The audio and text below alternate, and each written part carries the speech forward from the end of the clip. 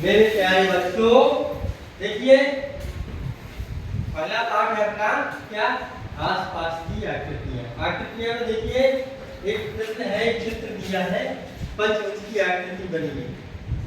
क्या है? एक पंचभुज पेंटागन को बनाने का प्रयास कीजिए जिसकी सभी भुजाएं समान हो। देखिए मैंने एक पंचभुज बनाया, ठीक है, प्रयास किया है। लगभग इसकी पांचों भुजाएं कैसी हैं? समान है ना। ये भुजा इस भुजा के बराबर होगी, ये भुजा इस भुजा के बराबर होगी, ये वाली की लगभग सभी भुजाएं कैसी हैं? समान है। अब देखिए क्या कह रहा है, देखिए यहाँ क्या एक कोण समकोण है? पंचभुज में ये कोण बने हैं, देखो इसके कोण कैसे बनते हैं।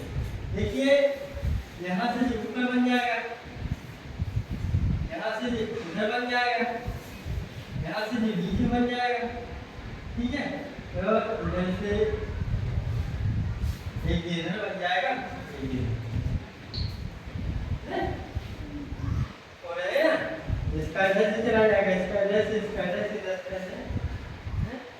वो कह रहा है कि इसके कोण है, तो क्या वो समकोण है? समकोण जानते हो क्या होता है? समकोण जानते हो क्या होता है? 90 अंश का कोण, सही बताया तुमने। यानी एन के आकार का जो कोण होता है उसको समकोण कहते हैं। तो प्रश्न दिया है, क्या एक कोण समकोण है? क्या आपको एक कोण समकोण लग रहा है? नहीं सर, नहीं। देखिए पंचभुज में कोण समकोण नहीं होते हैं।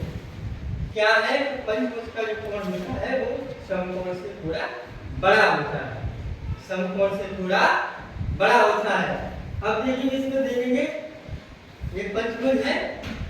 अब इसका देखिए यदि हम इसके अंतः कोणों का मान निकालेंगे तो इसका सूत्र होता है n-2 गुणे 180।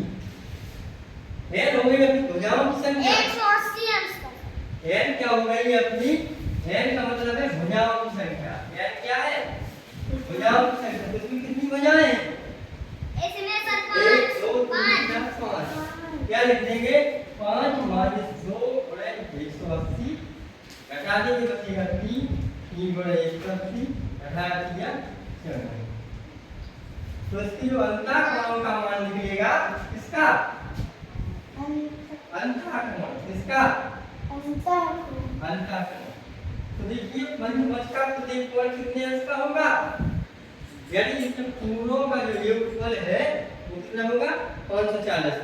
तो इसमें क्या करेंगे, यदि 5 का भाग दे देते हैं, हम क्या करेंगे, यदि 540 में 5 भुजाएं हैं, 5 का भाग दे देंगे तो देखिए 5 का 5 भाग ले जाएगा कितनी? 65 40।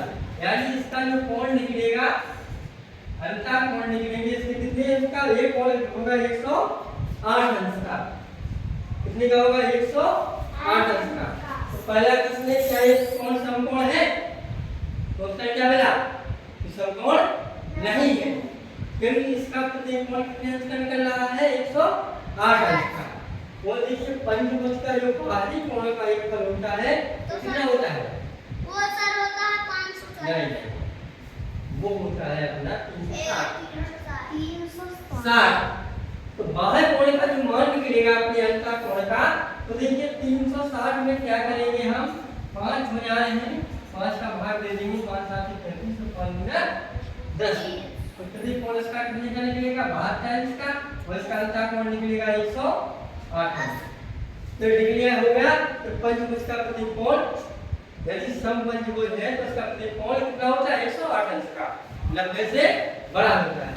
सेकंड क्वेश्चन है, जब हम क्या कहते हैं पंचभुज है, इसकी एक भुजा को थोड़ा सा खिसका देंगे।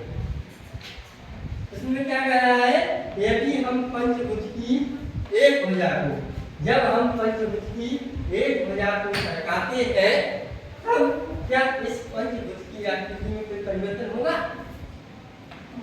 आप देख सकते हैं ये चित्र बना है। यदि हम इसकी थोड़ी सी भुजा को थोड़ा खिसका दें, परिवर्तन होगा? जी सर। होगा कि नहीं होगा? Yes sir. क्योंकि ये आकृति बहुत लचीली होती है।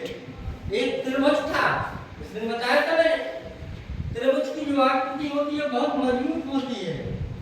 तुमने देखे होंगे बड़े बड़े टावर बने रहते हैं त्रिभुज के आकार के, जैसे मोबाइल का टावर है, जो लाइट होती है ना 25,000 वोल्टेज की 11,000 वोल्टेज की सारी खंभे त्रिभुज के आकार के होते हैं।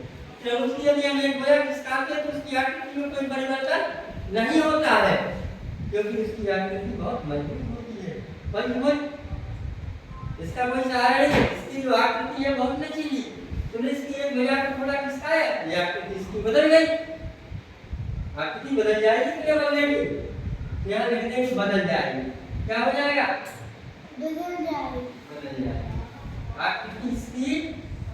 पंचभुज की एक भुजा को खिसकाने पर आकृति बदल जाएगी। अब इससे कोणों में किस प्रकार परिवर्तन होता है आप देखेंगे, जब इसकी जब एक भुजा को खिसकाएंगे तो इसके कोण कुछ छोटे हो जाएंगे, कुछ बड़े हो जाएंगे, कुछ कोण छोटे हो जाएंगे और कुछ कोण बड़े हो जाएंगे। समझ गए? पंचभुज की आकृति लचीली है, एक भुजा खिसकाने पर इसकी आकृति बदल जाएगी। ठीक है, नोट करें।